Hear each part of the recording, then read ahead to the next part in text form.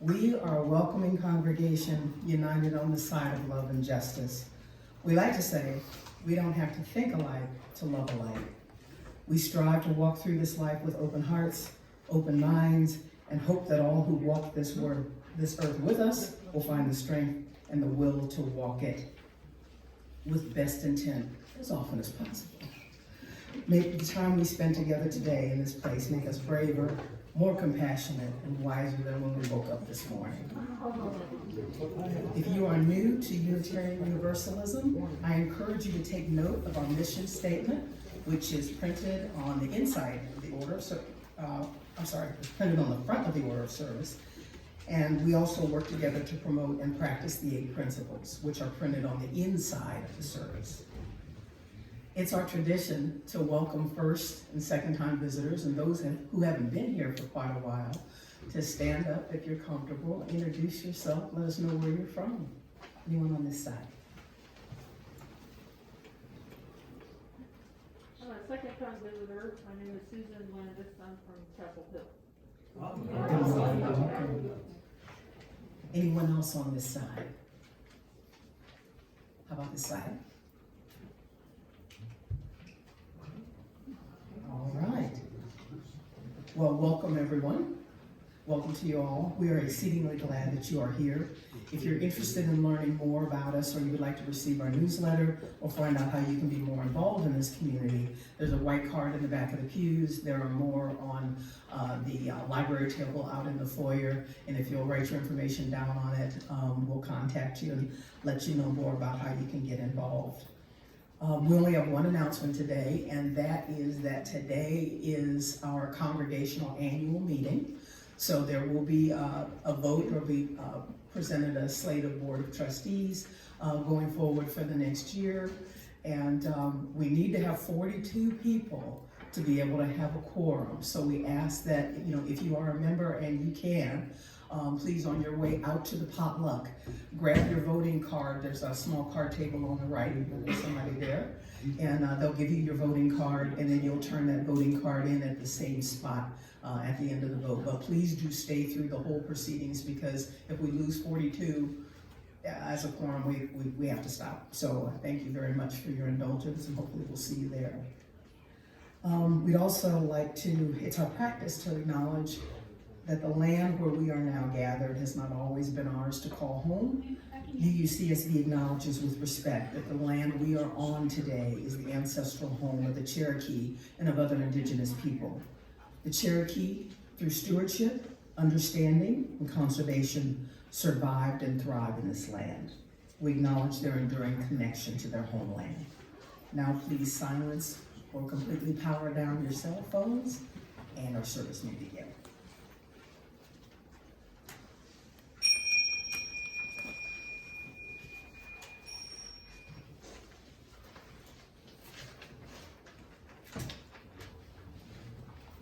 Good morning, everybody. Good morning. You came out, that's good. Looks like someone's gotten here a little early, but what can we do? We can enjoy it. Opening words today. Look to this day, for it is life, the very life of life. For yesterday is but a dream, and tomorrow is only a vision. But today well lived makes every yesterday a dream of happiness, and every tomorrow a vision of hope. Look you therefore to this day. And now, we want to, thank you, Diane, welcome our new members. Boy, have you stepped in it. Let me tell you. So, Heidi? Tell them, Heidi. Hi. Okay, so we're going to recognize the members that joined, just to confuse matters. Oh. See, I shouldn't have made fun. It's on the tea. Yeah, but it's not like Jack supposed to be Reese. good tea. Okay, we're going to recognize new members that have not been recognized. I'm going to call your name, and those people, if you would, come and stand up here. Rose, reading the wrong side. Christine Page, she just came back from Alaska cruise, so she's not here. Lisa Will. Woo. You'll be receiving a pin, and then you'll stay up here for a few minutes. Carrie Schmidt. Here comes Jonathan Braden.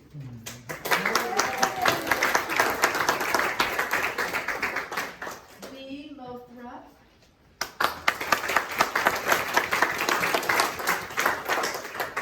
Getz Wolf.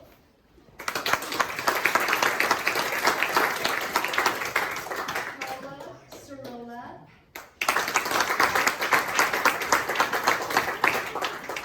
Scott Traxler. He's going to Alaska. He won't be here. Marty Saltzman.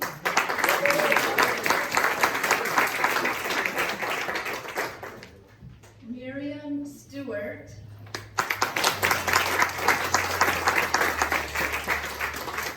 And David Baer. Also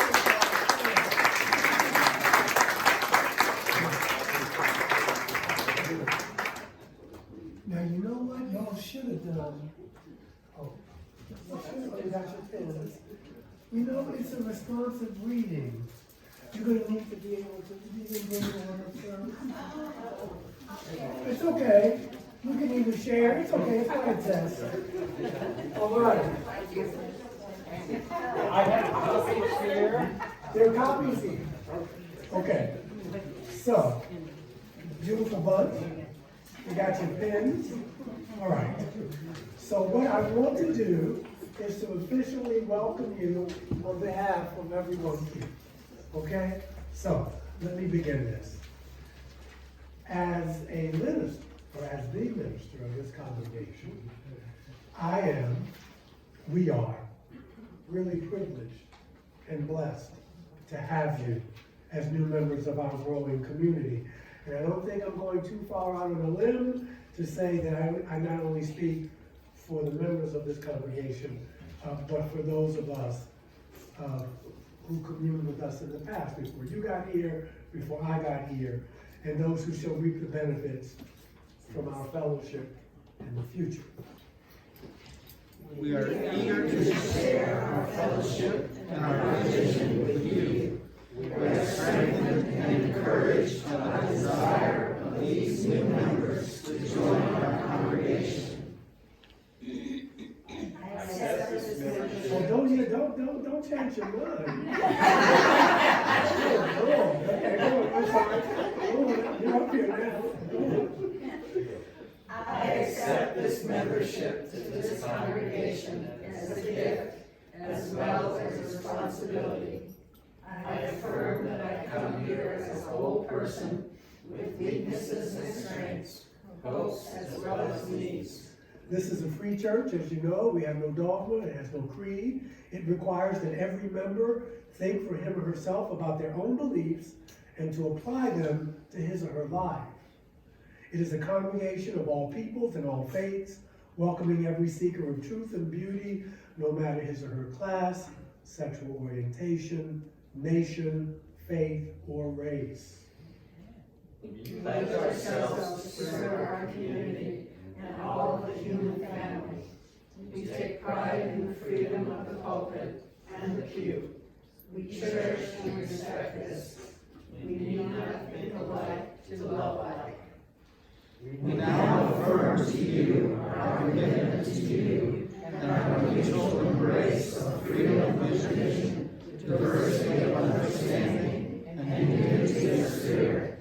We commit to offering you, within this religious community, a safe place to explore and to discover your truth and the support you need to live it. Altogether, love is the doctrine of this church. The quest for truth is its sacrament, and service is his prayer.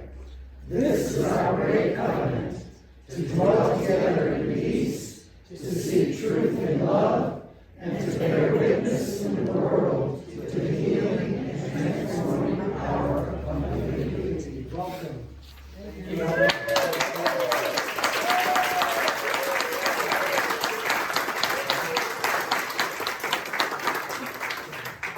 That sounded like the Girl Scout prom. All you Girl Scouts and Boy Scouts, there's a cake out there with your name on it. So after the service, be sure you take a look and maybe eat. So now, just for a moment, I'd like to ask all the members, new members that came during the pandemic. We're going to ask you just to stand, no words or anything, and recognize you because we've had fewer times seeing you in the flesh. So your name won't be called. Yes, so it's a big list, but so if you're here, rise, and we'd like to just acknowledge you. Rose Levering, Bill Abuel, Jeannie Cook, Rochelle Broom, Deb Evanchek,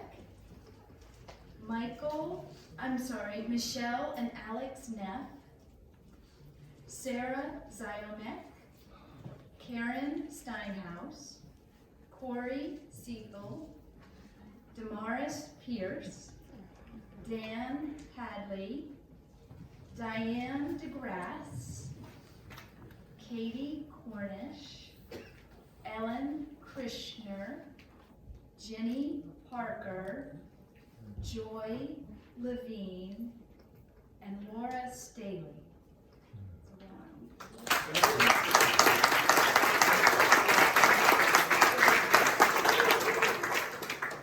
And now if you'll turn to our opening hymn, number 34, Though I May Speak with Bravest Fire.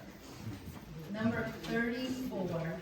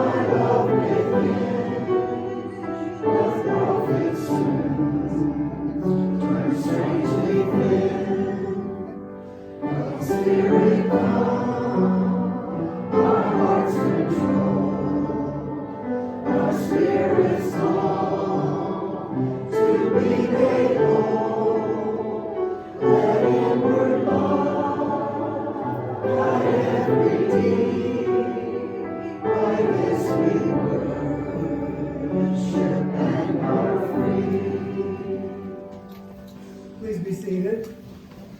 Our responsive reading is number 728 in the back of the Great Hymnal. It's for Membership and Recognition Sunday, and we'll read this responsively. It's called Blessed Are Those. Blessed are those who yearn for deepening more than escape, and who are not afraid to grow in spirit. Blessed are those who take seriously the promise of community, who regularly join in celebration and learning, who come as much to minister as to be ministered unto. Blessed are those who bring their children, who invite their friends to come along to join in fellowship, service, learning, and growth. Blessed are those who support the church and its work by the regular sustaining and and generous giving, and to give of themselves no less than their money. Blessed are those who know that the church is often imperfect, yet rather than harbor feelings of anger or disappointment, bring their concerns and needs to the attention of the church leaders. Blessed are those who ask to serve with great gladly, who realize that change is brought about through human beings, who do the work of committees and stay till the end. This is more difficult than the Ten Commandments. I won't pick this one for until next time. Blessed are those who seek their minds in meeting, who speak their minds in meetings, who can take and give their criticism, but who keep alive their sense of humor.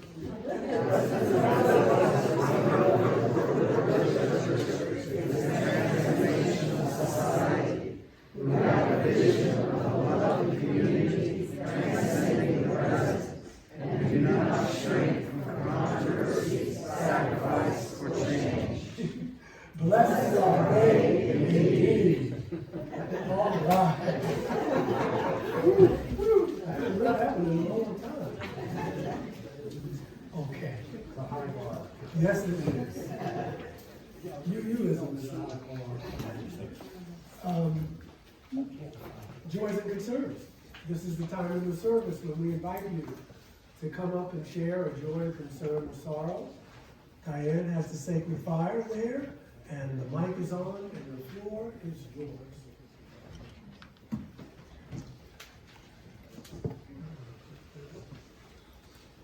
I have a contest with Andy Reid and who can do the most joys and concerns. This is joy. First of all, my grandson Gus, my daughter recently sent me a picture of him where he is really happily smiling, and she told me that she has noticed recently that he hasn't been complaining about headaches and body aches nearly as much, so he still has some lethargy. He really, really looked happy for the first time in this picture. And second of all, my granddaughter Zora, who graduated from high school last year and entered Virginia Commonwealth University as a junior with a full merit scholarship, got all A's all year, and in spite of having a lot of fun, and was named the Academic Excellent Student of the Year. Wow.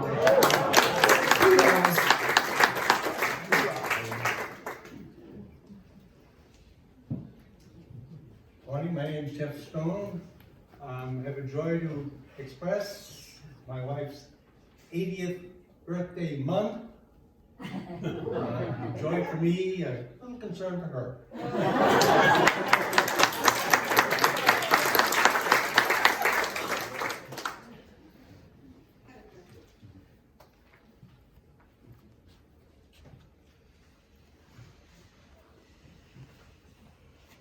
We're going to sing happy birthday. I'm just going to wait till the right time. I was going to do that. Happy birthday. Baby.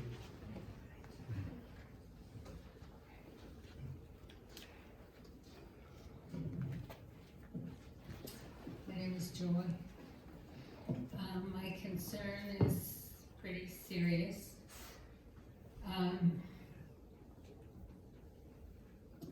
Over the last, I don't know how many months, I've gotten in the habit of forgetting things or not finding things, forgetting.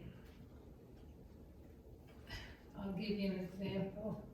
I had a name on a piece of paper in the kitchen on the counter, and I said something to my son who knows what's going on.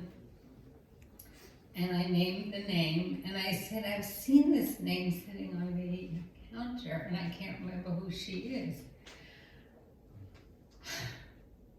So he said, she's the nurse practitioner at the doctor's office.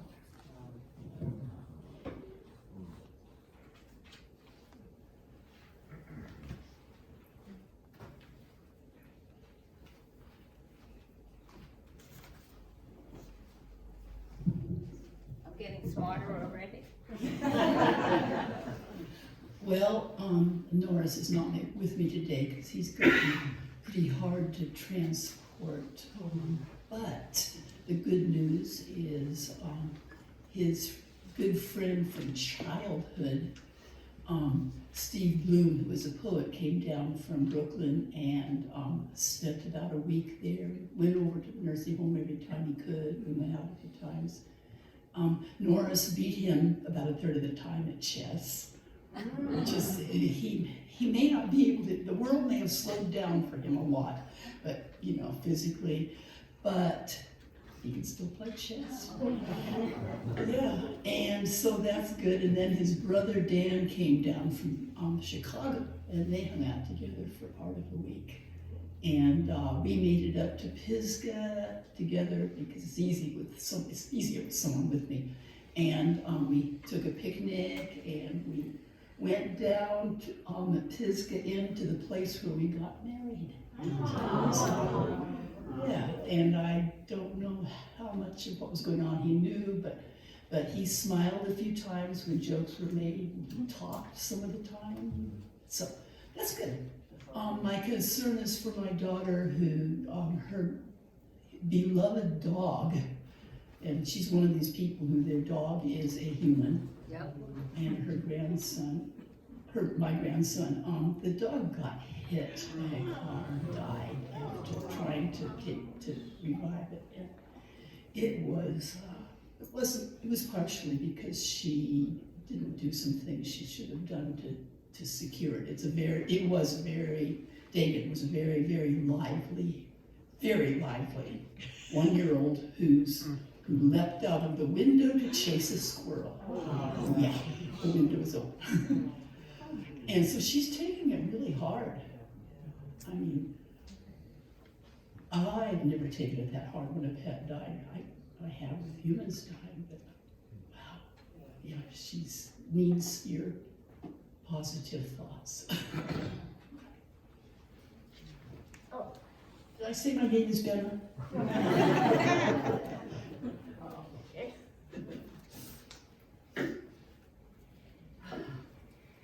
My name is Jackie Franklin, and I have so many joys, there aren't enough candles up here. So I'm just going to say one that's very immediate to me.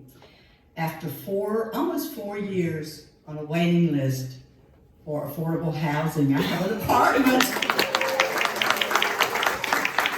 My first permanent address in over 10 years. I'm so happy.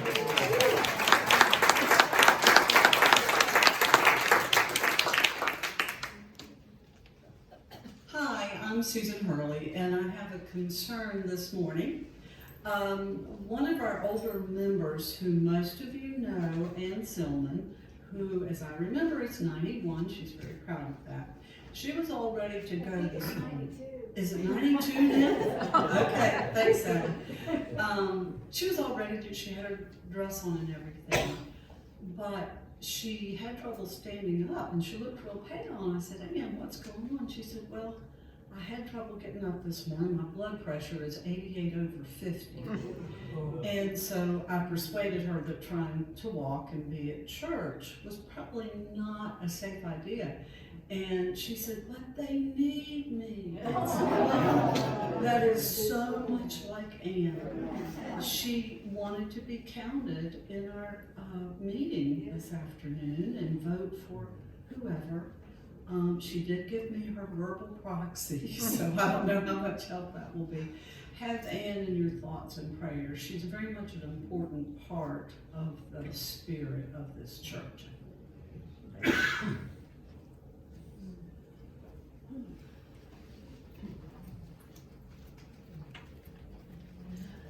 I'm Mary Soyanova, and I have a wonderful joy this morning, but I might tell Joy this part of it. I went to the senior games in Fort Lauderdale on Saturday to swim. Well, when I got in the car, I was so excited, I went to Hot Springs. I was all the way to Hot Springs when I realized, the airport isn't at Hot Springs.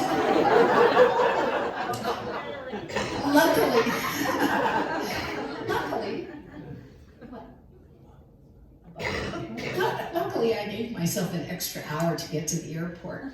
So I got to the airport, got to swim, and I need to tell you that of all the women in the nation in my age group, I came in 13th out of 16 in the 500-meter freestyle.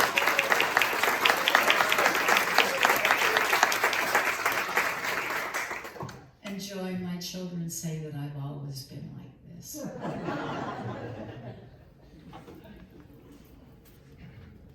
Hi, I'm Sally.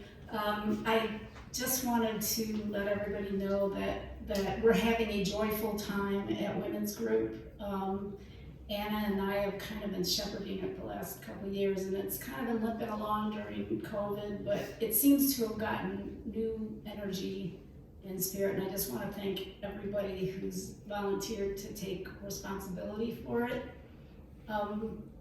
Each month, of whom one was Mary, and Marty Saltzman's coming up on June 2nd, so we would like to invite every woman in the congregation to come and join us. We're having a good time and we want to keep it going. Thanks.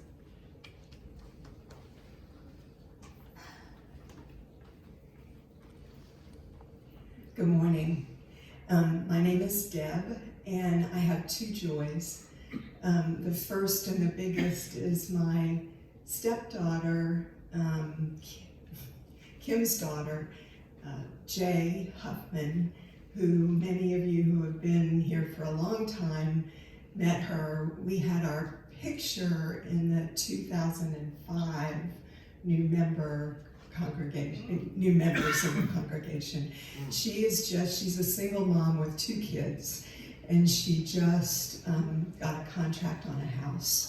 So that's great news in Boston, which is hard to find. So very resourceful. My second joy is I had hoped to go to the Moral March on Washington on June 18th, and thought I couldn't do it, just that it's an 8-hour bus ride both ways in 24 hours, basically. But it turns out that Kim's dearest friend, Julie Dews, is going, and so I just encourage anybody who might be interested. There's a bus leaving from St. James in Black Mountain. Love to have you. There's some information I put out in the foyer about just that. Someone bought some pamphlets, so if you need more information, just look up there. I'm sorry, Andy. Not a problem. I'm Andy, and I think it's important every once in a while that a generic joy be expressed here. I'm a member of the membership committee, and over the past 2.5 years, during this pandemic, seeing how so many new people joined this church and wanted to become part of this congregation and have now already become active, vibrant members of the congregation during a time when everything started shutting down and changing. And being part of this congregation and being on the membership committee and seeing that sense of welcome and embracing congregationalism here always pleases me and excites me that I can be part of it. So first of all, my joy is to thank all of you for being this congregation and making it work for all of us. The second thing is, because I'm a member of the choir, I have no shame whatsoever, and therefore this is the time to celebrate Sue Stone. Happy birthday to you, happy birthday to you, happy birthday dear Sue, happy birthday to you.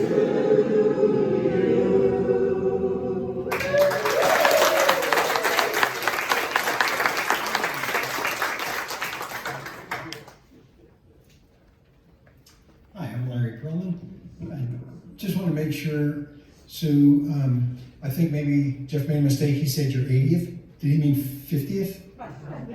He meant 80th? Wow, incredible. Anyway, I have a sorrow and a joy to share. My nephew, David, my brother's son, and his wife, Kathleen, both got COVID.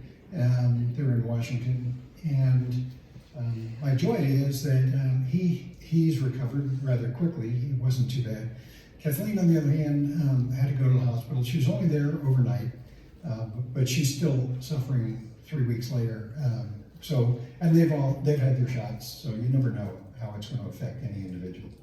So, thank you. Is there a record for how many joys in the Well, he cuts down the server time so he can get out. Hi, I'm Susan Culler, and on Thursday of last week, Jim Carillon and Deb Evanchek and I spent a very, very hot day working on our Faith House for Habitat for Humanity. It's a 4-bedroom, 3-bath house that will house a family, husband and wife, and 3 children. And I wanted to tell everybody that the project has started. I think our UU congregational supply volunteers for at least 3 or 4 more days in this thing. And I also wanted to thank Deb Evanchek for coordinating it all this year and getting everybody together.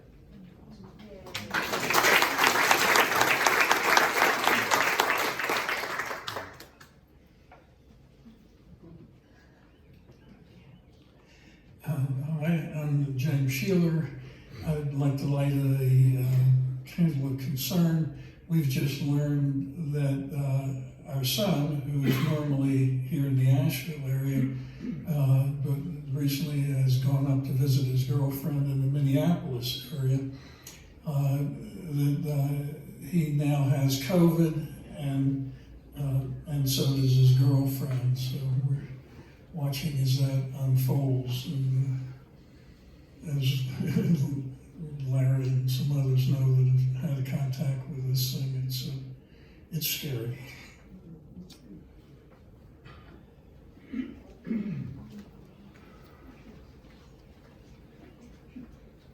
I'll make this quick. Most of y'all don't know me, but I moved down the street in October, and so when I wake up early enough on Sunday and I feel like it, I just walk on over and join y'all, and I've been grateful for that as a lifelong user.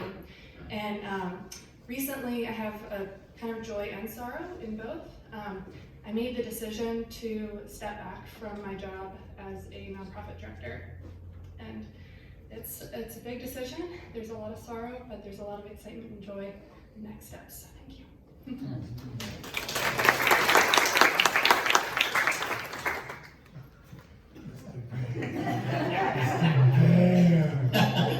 I have 2 joys. The first one is that at 72 years old, I finally found my church. The second joy is based on, really, my first joy, this man here.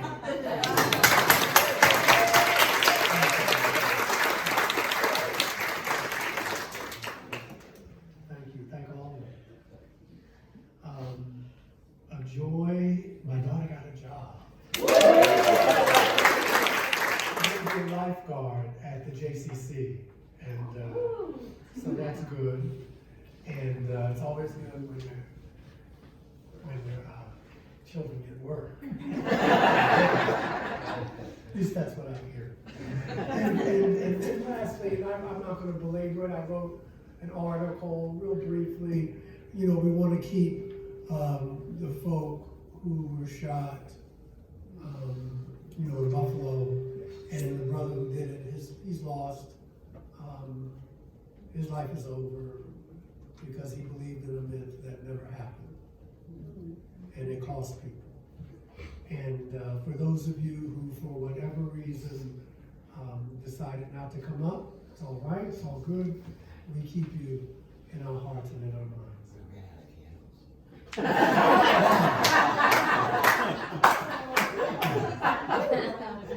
Wow. Well, there may be some moments. Okay, we have the candles in our hearts. To see if there are more We have to order more cans. So, listen, the world turns and it is what it is, but we have each other and we just keep pressing on. You know, you keep pressing on. So, with that said, we want to say thank you. And so I'm going to, of course, read the meditation and give us a time of quiet. And we will press on for the rest of this lovely Sunday. Oh, thank you. Thank you. To what or whom I address the words I do not know. I only know that I must speak them. If no one else hears, it doesn't matter. I need to hear them for myself. Bubbling up from some hidden well within, they come. They just come unbidden. Blessings have come to me beyond my deserving. This I know. This I know. To be sure, there are always moments of pain. We just heard them. There are times I curse my fate and condemn my lot. Life from time to time rather is unfair. My burdens often seem to outweigh my blessings. All this I know. Still, despite it all, there's always the gift of life. Always there are beauty and joy and meaning lurking beneath the blanket of depression and despair. Always there are those who lift me. Always there are lessons to be learned. And when it's all said and done, always I would rather be than not. Thank you.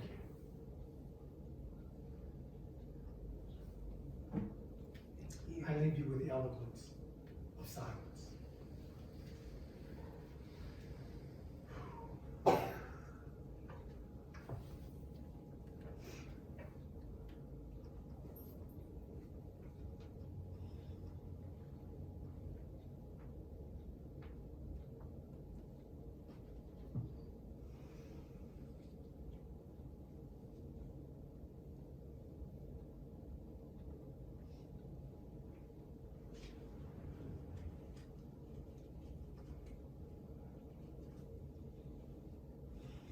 And so it is.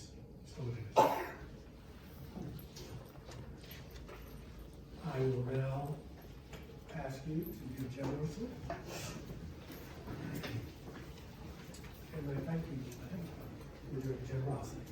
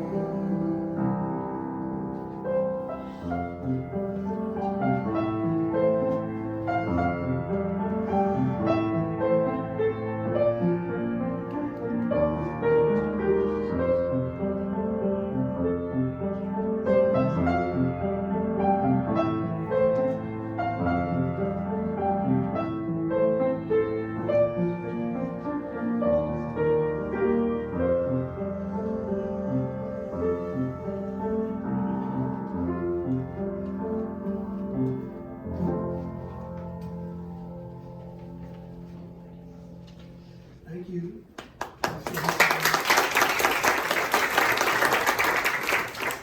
Okay, you don't have to stand, or you can stand, whatever settles you, move your boat, whatever. Bring many names. Hymn number 23. Bring many names.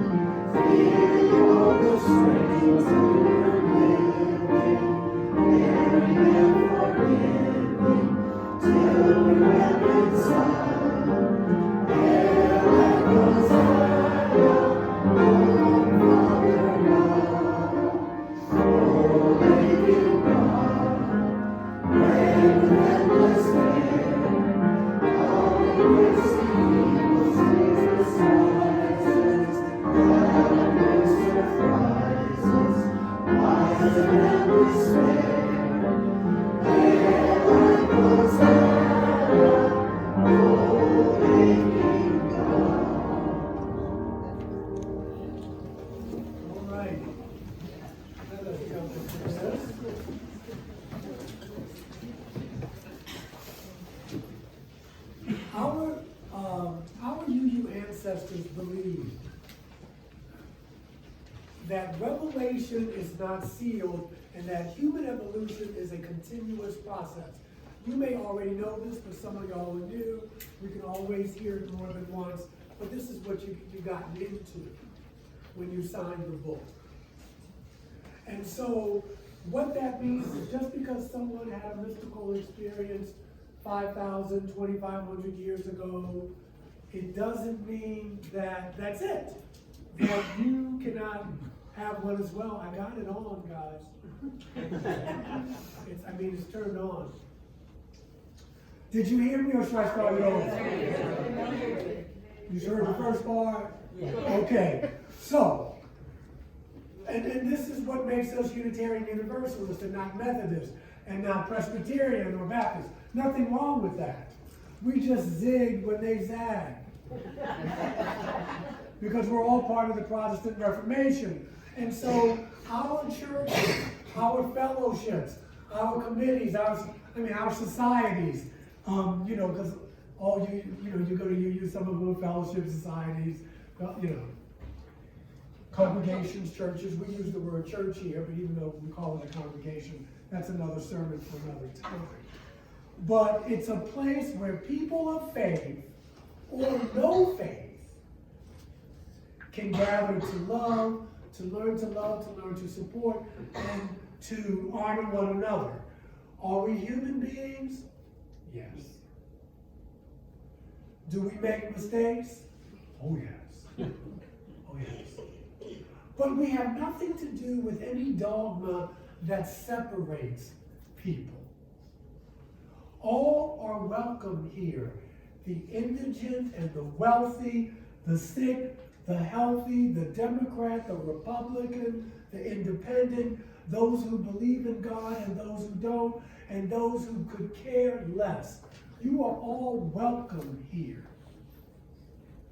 As new members, this is what you signed up for. And we'd like to have you. But you got to remember that it can be messy. Diversity is messy. Inclusivity is democracy is messy. The simple act of signing your name in the membership book is a big decision. I know that you do not take this lightly. And that's why some of you don't. Because you know somehow that it's not Mickey Mouse, that it's a big deal. Becoming a member, though, has its privileges. Because you get to vote. And you get to have a say in the direction of this institution. And obviously it allows you to share your time, your talent, and your treasure, just like friends of the church do.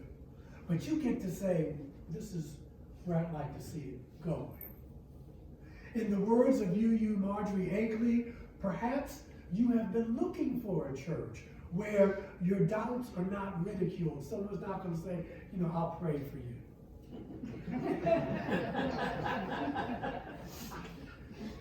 Nothing wrong with that, but it's the attitude behind it. Like somehow I'm less than. Your sense of guilt is made light. Your griefs are comforted. Your joys are celebrated. Your children are taught all religions. Your talents are nurtured. Your concerns are shared. Your reason is honored. Your friendships are deepened. Your love of art and beauty is perhaps expanded. Your need to serve others is fostered. Your need to laugh is encouraged. Your individual decisions are treasured. This is our living tradition as Unitarian Universalists, and this is a living church. All we really ask of you is that you have empathy for the 8 principles, with our principles of freedom and reason in religion and life. That's really all we ask of you. This is the basis for our creedless church.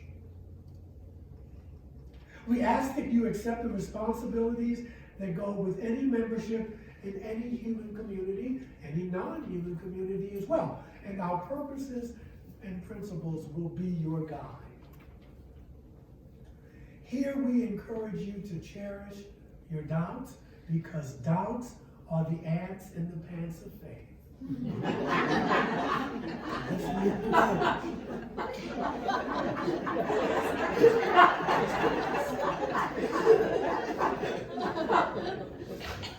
it moving, keep it moving, keep it moving. Okay, so if and when you need anything, we're not scratching any itches.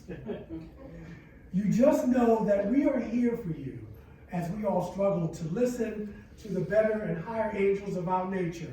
And know also, again, that we do fall short. We do fall short. But ours is a rich and ancient tradition. So I want to give you a little history, because it's a faith without a creed. But people gave up a lot so that we could be here. Ever since the year 1566, when Transylvania Unitarian, because Unitarianism came from Transylvania, Universalism came from England. Francis de Vide preached against the doctrine of the Trinity. And in 1579, he was condemned as a heretic and he died in prison. Ever since then, this faith has survived. It requires that every member thinks through his or her own beliefs, and then you apply them to your life. Michael Servetus was burned at the stake in Geneva for his anti-Trinitarian beliefs in 1553, and he had the audacity to say there may have been life on other planets. In 1637, Samuel Gorton, a pioneer of Christian Unitarianism, was driven out of Massachusetts for his political and religious radicalism. So we're not just a bunch of liberals just sitting around talking. In 1684, Joseph Gatchell had his tongue pierced with a red-hot iron, merely for saying that all men and women should be saved. On March 25th, 1965, Unitarian Universalist housewife and activist Louise Oviola was murdered at the age of 39 years young after the 1965 march from Selma to Montgomery. Her crime? Well, I'm glad you asked. Having a 19-year-old African-American man by the name of Leroy Morton in her car. She was assisting in the fight for human rights, which back in the day we called civil rights. A car of Klansmen pulled up next to her car. They shot her in the head twice. She died instantly. The car veered off the road, and Mr. Morton played dead as the murderers came to view their handiwork. One of the people in the KKK car was an FBI informant.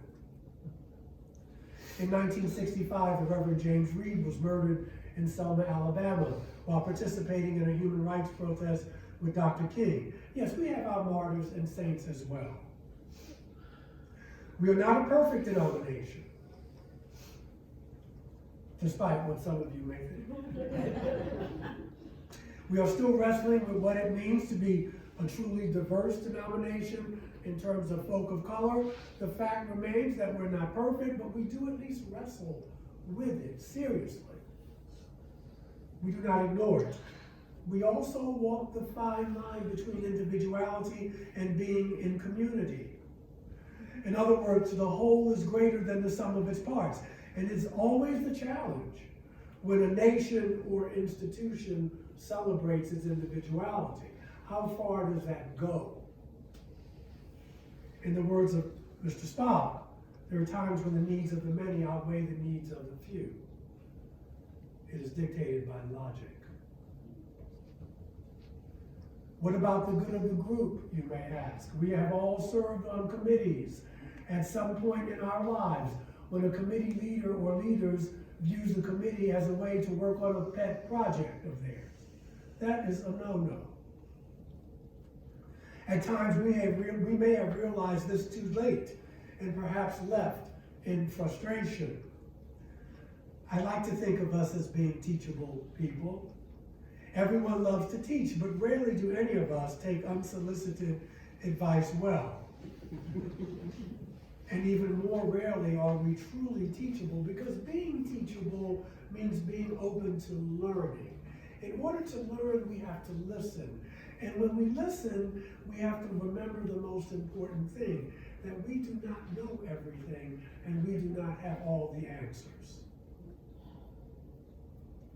At least theologically speaking, we are teachable people. We are open to mystery, generally speaking. Once again, we acknowledge the importance of telling and listening to the stories of others. And so we remember that when we deal with other human beings, there will be moments of selfless altruism and love.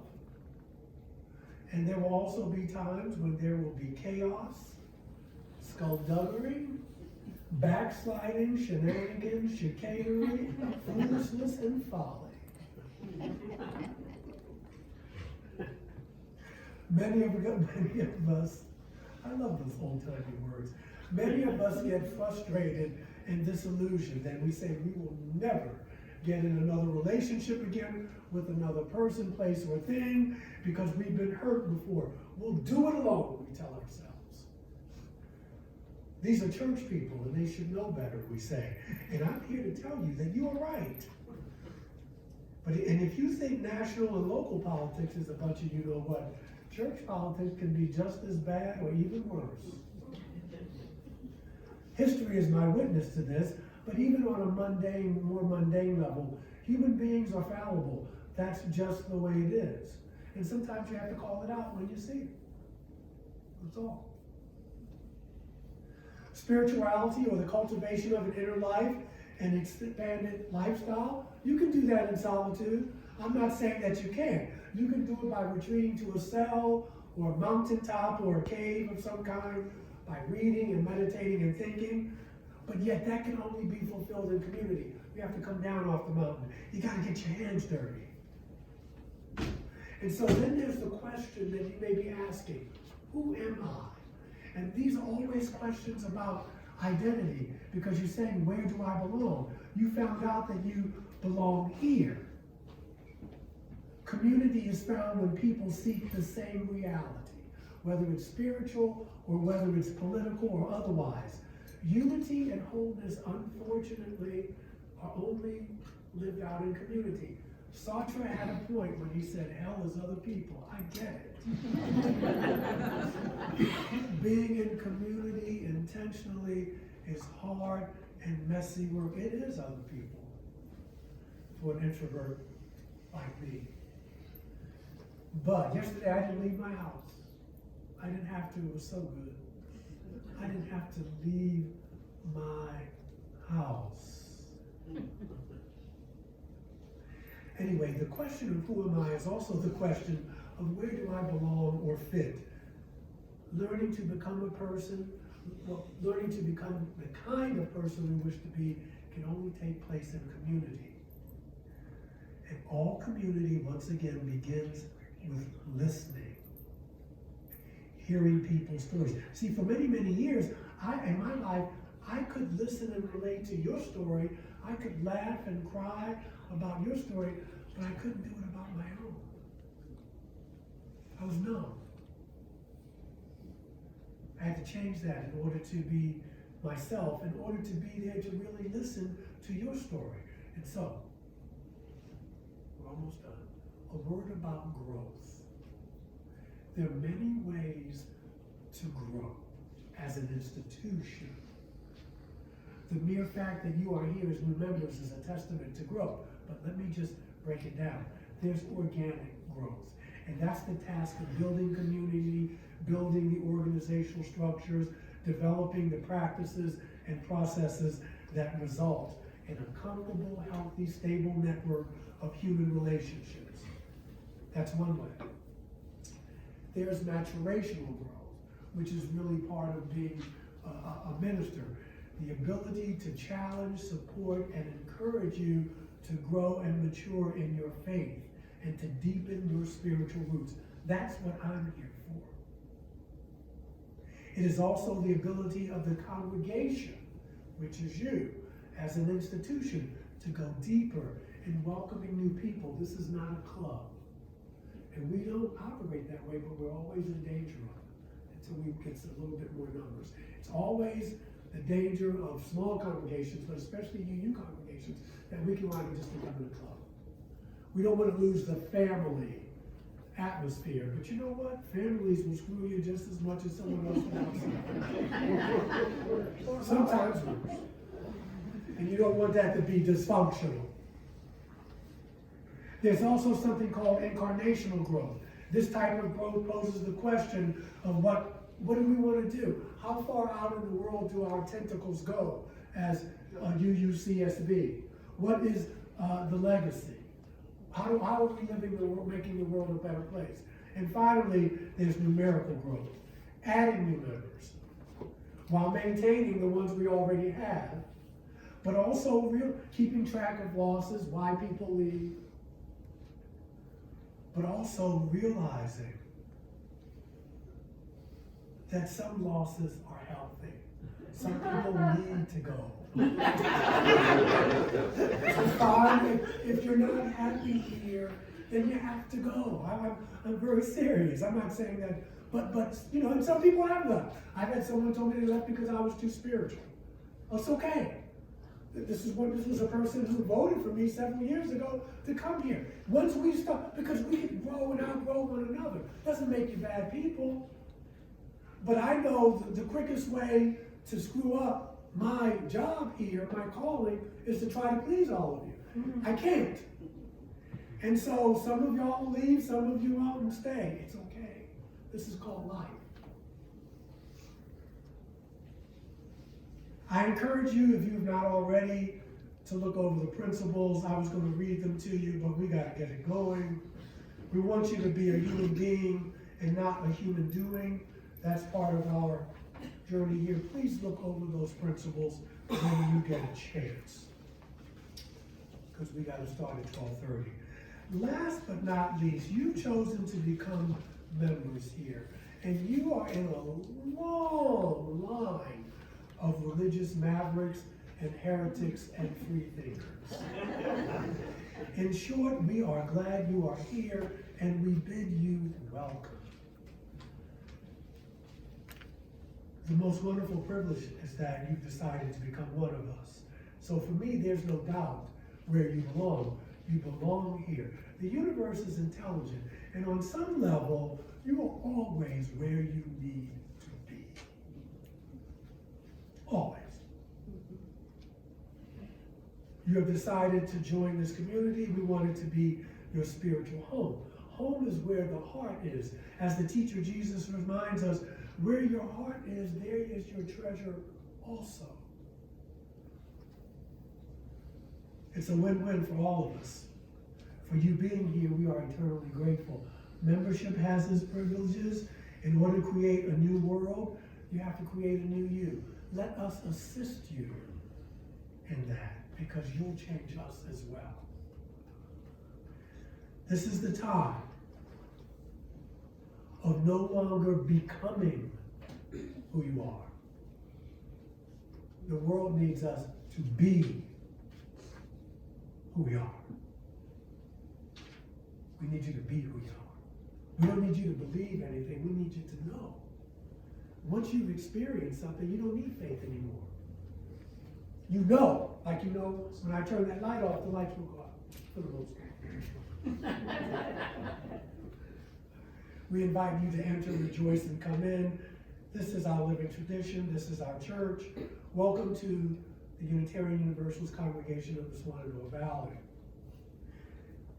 We want our congregation, which is now your congregation, to be a place not only for you to attend, but a place for you to belong. And so, welcome to your new home. Let's go eat.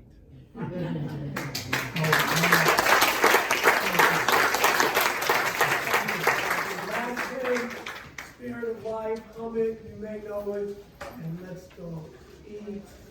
I'll make the closing words really brief. Ready? Thank you, Sue.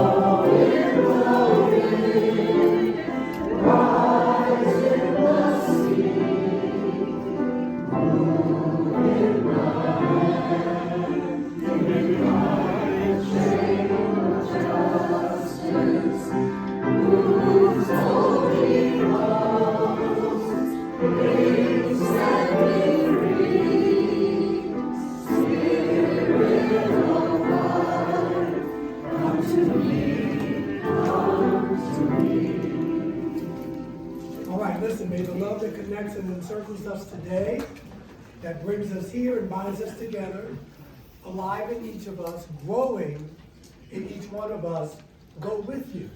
May it accompany and console and strengthen you on all the roads that you travel. And may you know that wherever you go and whatever you do, here you are loved, just as you are. This is your home. You will always have it. You are beloved, you are blessed, and may you bless the world. Bon appetit.